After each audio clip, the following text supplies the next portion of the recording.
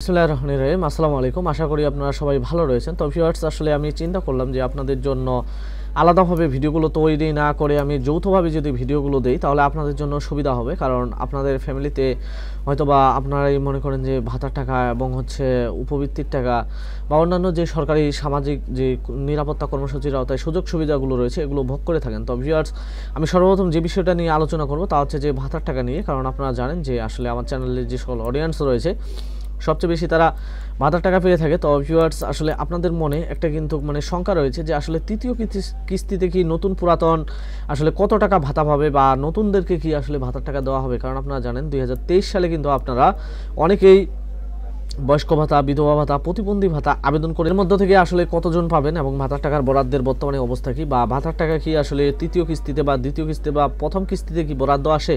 তো এই বিষয়গুলো না জানলে কিন্তু আসলে আপনারা ঠকে যাবেন। কারণ আপনারা জানেন যে আসলে ইউটিউবে অধিকাংশ ভিডিওই কিন্তু এগুলো নিয়ে ফ্যাক ভিডিও তৈরি করে, তো যার কারণে আপনারা খারাপ কমেন্ট করেন। তো ভিউয়ার্স, আমি তার আগে আপনাদেরকে কয়েকটা প্রশ্নের উত্তর আপনাদেরকে কয়েকটা প্রশ্নের উত্তর দিতে চাই। এক বোন প্রশ্ন করেছে যে ভাইয়া, আমার একটা প্রশ্ন, আমার বাচ্চার শিশু শ্রেণীতে ভর্তি করেছিলাম, 3 মাস পর কেজি স্কুলে ভর্তি করেছি, 900 টাকা আসছে, এটা কি আরও পাবো? হ্যাঁ, অবশ্যই পাবেন। আপনি যদি আপনার সেই প্রাথমিক বিদ্যালয়ের সাথে যোগাযোগ রাখেন বা সেখানে যে টিচার রয়েছে বা আপনার বাচ্চাকে যদি মাঝে মধ্যে সেই স্কুলে ক্লাস করান তাহলে অবশ্যই মনে করেন যে আপনার এই ভাতাটি এই উপবৃত্তিটি স্কুল চালু রাখবে। এবং রংপুর জেলা কবে দিবে ভাই? আসলে উপবৃত্তির টাকা তো দিচ্ছে, আমি তো আপনাদেরকে বলে দিয়েছিলাম যে আসলে বৃহস্পতিবার পর্যন্ত আপনাদেরকে অপেক্ষা করতে উপবৃত্তি পাবেন। 2024 8 মাসে কাট করেছি, এখনও টাকা পাইনি। এটাই হচ্ছে যে গর্ভবতী ভাতা। তো আসলে গর্ভবতী ভাতা আপনারা যদি 2024-এর 8-এ করে টাকা যদি না পান তাহলে আপনার ভাতাটি হয়নি এখন পর্যন্ত। আপনি পুনরায় আপনার ইউনিয়ন পরিষদে খবর নিয়ে দেখুন দাখিল কবে দিবে। গোবিন্দগঞ্জ স্কুলের টাকা এখনও ঢোকেনি। নাটোরে কবে দিবে ভাই? গর্ভবতী ভাতার কি খবর? আসলে গর্ভবতী ভাতা বা অন্যান্য যে ভাতা রয়েছে সেটার এই ভিডিও তৈরি করতেছি। আচ্ছা, আমি আলিম প্রথম বর্ষে আবেদন করেছিলাম, এখন দ্বিতীয় বর্ষ, কি আবার আবেদন করা লাগবে? না, অবশ্যই না। একবার আবেদন করলে শেষ উপবৃত্তি। ভাই, নাম দিতে কত টাকা লাগে? আসলে ভাতার টাকা আবেদন করতে কোনো প্রকার টাকা পয়সা কোনো কিছু লাগে না। আপনি যদি টাকা পয়সা দিয়ে থাকেন আপনি অপরাধী, যে ব্যক্তি নিয়েছে সেও অপরাধী। সপ্তম শ্রেণীর উপবৃত্তি কবে দিবে? এসএসসি ব্যাচ 2025 টাকা কবে দিবে এবং পঞ্চম শ্রেণীর টাকা কবে দিবে? তো ভিউয়ার্স, ভাই ঈদ হয় না, ঈদ ঠিক আছে, আগে ভালো মতো কথা বলতে শিখুন। হ্যাঁ ভিউয়ার্স, অবশ্যই। আসলে বিষয়টা হচ্ছে যে আপনারা জানেন যে আমাদের কিছু কিছু আঞ্চলিক ভাষার সমস্যা রয়েছে। তো যেহেতু আপনি বলেছেন যে এখানে আমার সমস্যা হয়েছে, সেটার জন্য আমি আসলে দুঃখিত।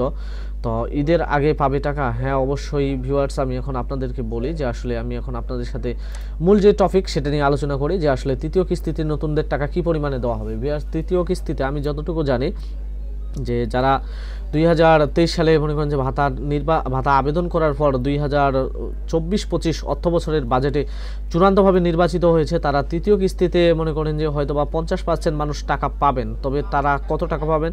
তাদের পুরাতনদের সাথে একটি বৈষম্যতা হবে। বৈষম্যতাটা কি?